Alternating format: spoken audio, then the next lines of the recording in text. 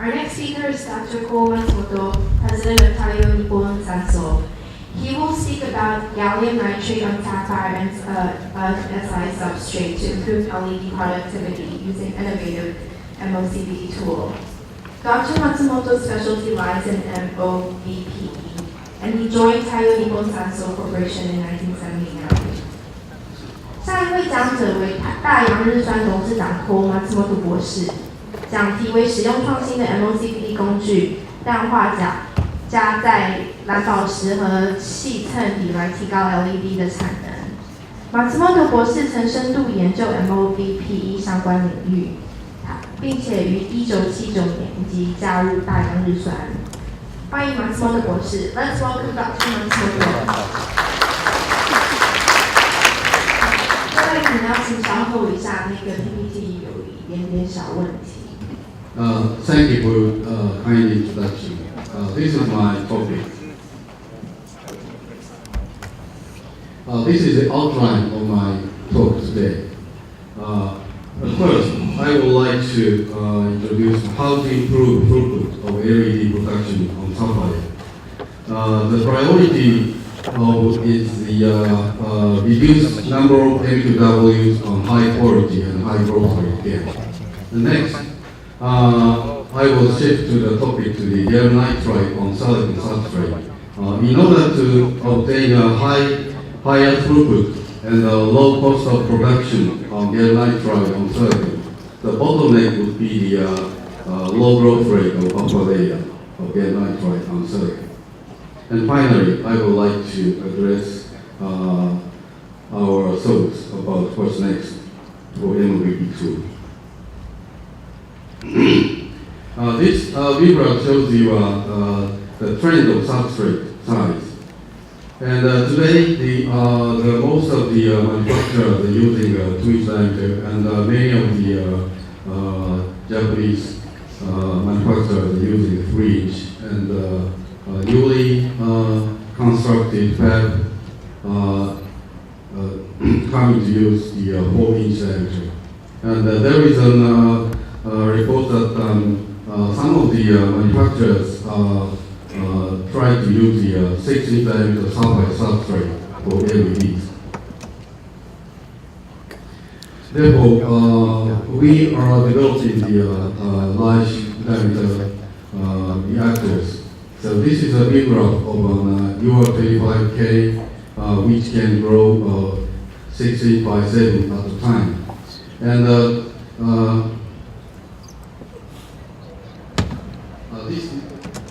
this is the gas injection nozzle, and with tri-layers. And each of the substrates can be rotated in a planetary rotation. And all this can be lifted up and transferred and exchanged by using a robot arm. And recently we have constructed a larger size reactor which can be grow 8-inch by 6 at a time, or 6-inch by 10 pieces. We have just started with growing by using this reactor. This view graph shows you our impact of the chip size and the wafer diameter on productivity. So this is a very simple calculus. So if you can grow the high quality small die size chip on a larger diameter substrate like 6-inch, the amount of the chip is very much large compared with a small scale, smaller size wafers. So the productivity is pretty improved. And in order to obtain the smaller chip size, we need a higher watt-plug efficiency. In order to realize the high efficiency, so this figure shows you internal quantum efficiency as a function of dissipation density. And B and A parameter shows you radiative and non-radiative recombination velocities. And you can see from this figure, so in the conventional 更进去，你要再大一点。 LED 好，他现在 ground 我要 on 讲 sapphire, the dissipation density would be mid 10 to 8. 不是， But 我现在跟你讲，你要这 if 样子。 we would like to obtain near 100% internal quantum efficiency, this 刚 simple 才是这样， 这个是 extrapolation 你 of 的 the 标准。 line tells us 这 that 是你的标 we 准。 need a dissipation density low 10 to 7. It means nearly the quality of our gallium nitride. 稍微有，我的话会这样。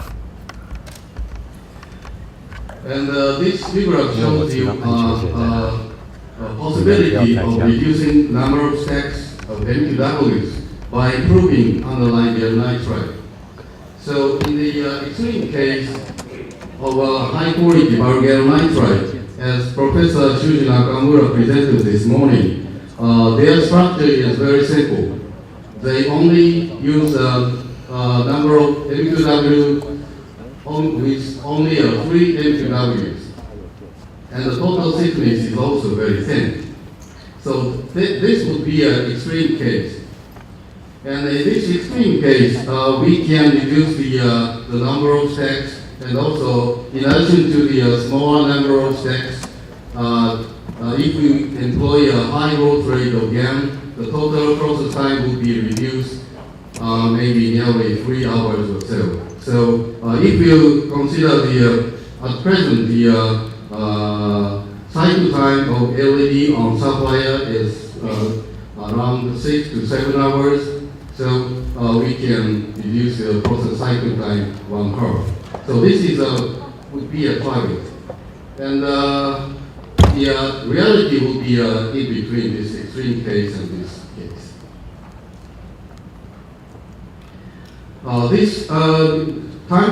This shows you a timetable of process steps. So this line is yesterday's time schedule, and this is today's time schedule, and this will be tomorrow's time schedule. Yesterday, the total process time was nearly 10 hours because we grow a very many number of SLS and MQWs, and also the growth rate of gallium nitride for high quality layers is around 2 micron per hour, and for 3-dimensional growth, the growth rate would be around 1 micron per hour. Today, we can grow high quality gallium nitride at a growth rate of nearly around 4 micron per hour, and the number of MQW is reduced to 6 to 8. Then the total process time is around 6 to 7 hours. And maybe tomorrow, by improving the quality of gallium nitride and also the MQWs, maybe we have a chance to reduce nearly the structure of our material of our gallium nitride. In that case, the total process time will be pretty much reduced. So next video shows you the summary of the impact of high growth rate and reduced number of MQWs. And today, the average run number per day will be nearly 4, but then by employing the high growth rate of gallium nitride up to 10 micron per hour and reduce set of MQWs around 3 pairs, we can further improve the throughput. Then the total impact would be the double, and the run number per day is nearly 5. And today we can grow gallium nitride of this quality routinely. So in this case, the FWHM of symmetric reflection is 180, and asymmetric was 240. And this is an estimated dislocation density 2 to 3 10 to 8, and it means that around here, so we still need to improve the quality. And as As for the growth rate, we can grow high quality gallium nitride with low carbon concentration at a growth rate of 10 micron per hour for production scale reactors. And the next topic is the gallium nitride on silicon. So this graph summarizes what is the difficulty of growing gallium nitride on silicon. The difficulty number one is the large difference of lattice constant. So there is large difference. And the most difficult problem is the large difference of thermal expansion coefficient. It's double in case of gallium compared with silicon and gallium nitride. So if you compare the thermal expansion between room temperature and gross temperature, it's about 1,000 degrees C difference. The gallium nitride expansion is twice as large as silicon. Then, if you consider the materials combination of gallium nitride on silicon, the thermal strain corresponding to 10 degrees C difference is tensile. And if you look at the strain for 1,000 degree of gallium nitride or aluminum nitride is compressive. From this table, we can know that in order to compensate the large tensile stress between gallium nitride on silicon, we can use gallium nitride on aluminum nitride structures. Then, in order to compensate the large tensile stress, we need a very thick aluminum nitride or aluminum containing alloys. Therefore, we need a high growth rate of algae in order to reduce the effect of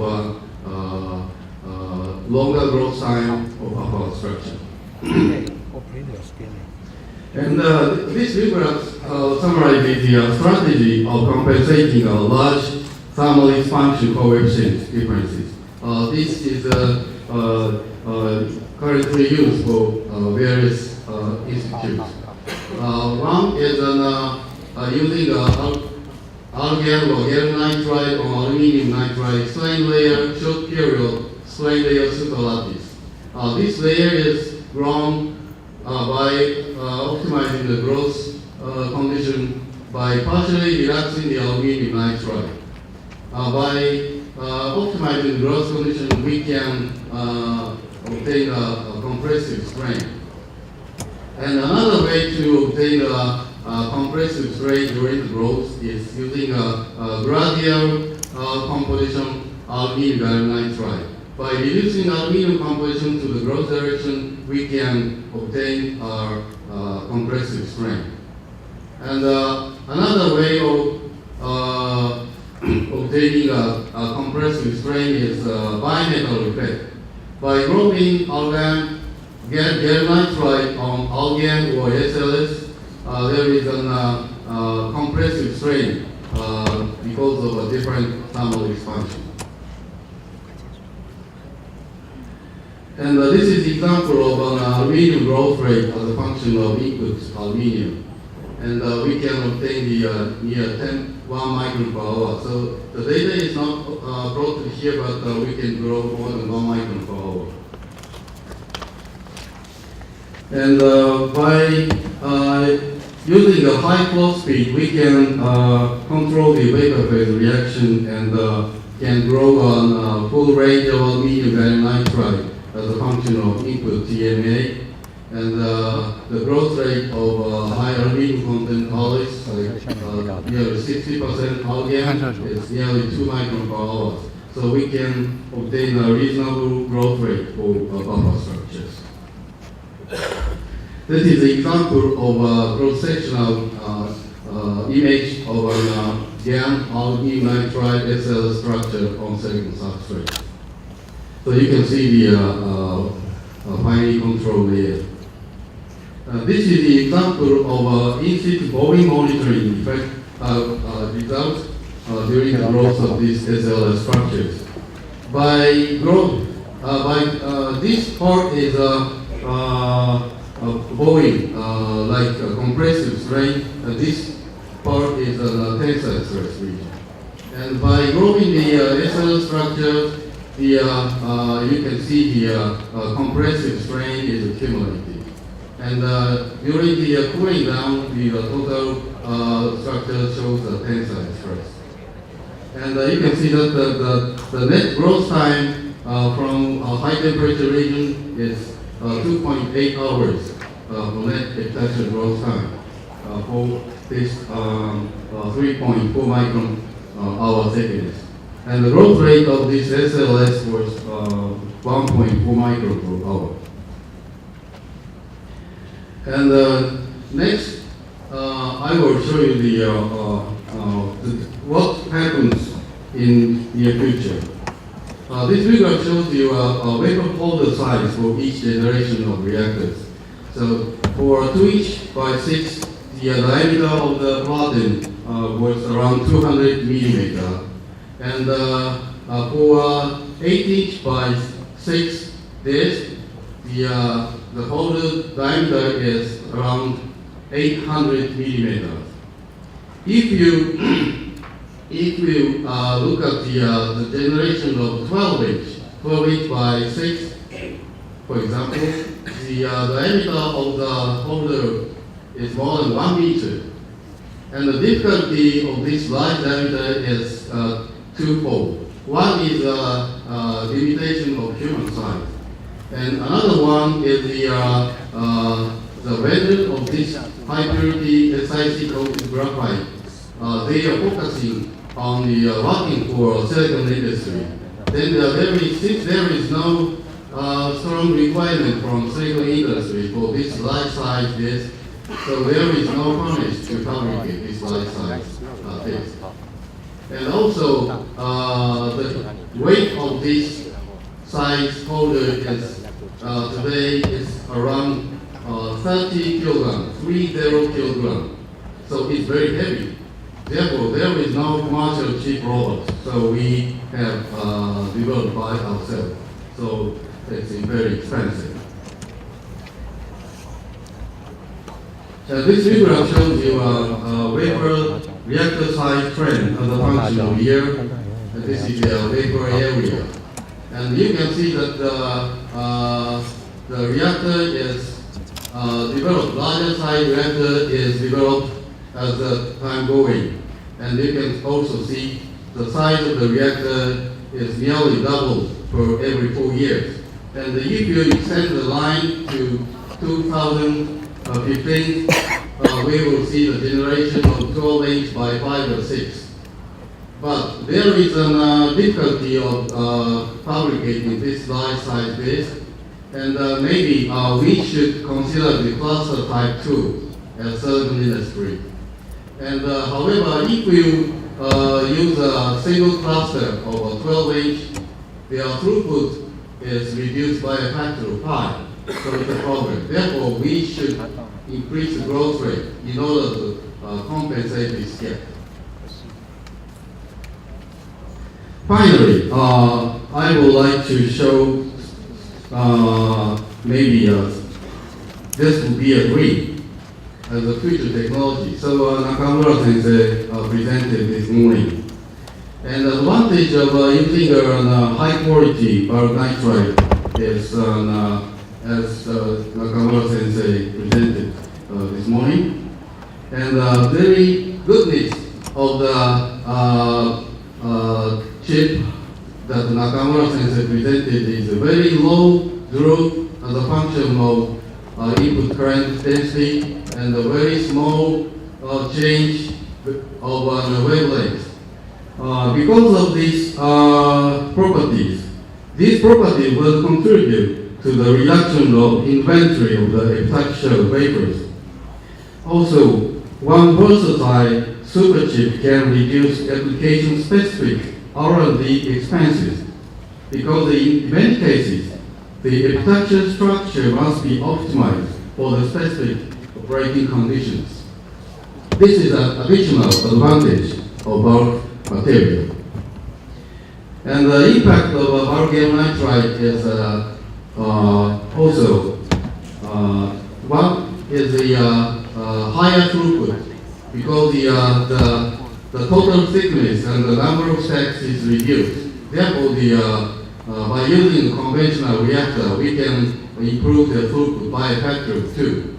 And also, we can inject many current into a single chip. So if you consider the lumen per size, so there is a factor of 5 impact. Totally, the total impact factor of productivity improvement would be 10. And if the price of 4-inch gallium nitride becomes lower than $2,000, the dollar per lumen of the equivalent chip with the counterpart of sapphire would be comparable price. And this is the summarize of my talk. So the reduction of number of stacks of MPW on high quality and high growth rate GaN is important for high throughput, and for low cost of production of GaN on silicon, aluminum nitride growth rate would be more than 1 micron per hour, and AlGaN would be more than 2 micron, and SLS growth rate of more than 1.4 micron was obtained. And growth capacity of MOVP has been doubled in every 4 years. In order to keep on track this trend, we have some challenges here. To realize the cluster 2 of 12-inch, a factor of 3 times higher growth rate is necessary for the buffer layer of GaN on silicon, for example. And the LED on gallium nitride can potentially improve the throughput by a factor of 10 and be very versatile universal device for variety of application, thereby innovative R&D costs and reduce inventory. To retain very high quality epitaxial layer as well as a reasonable pricing, bulk materials are required. Thank you very much.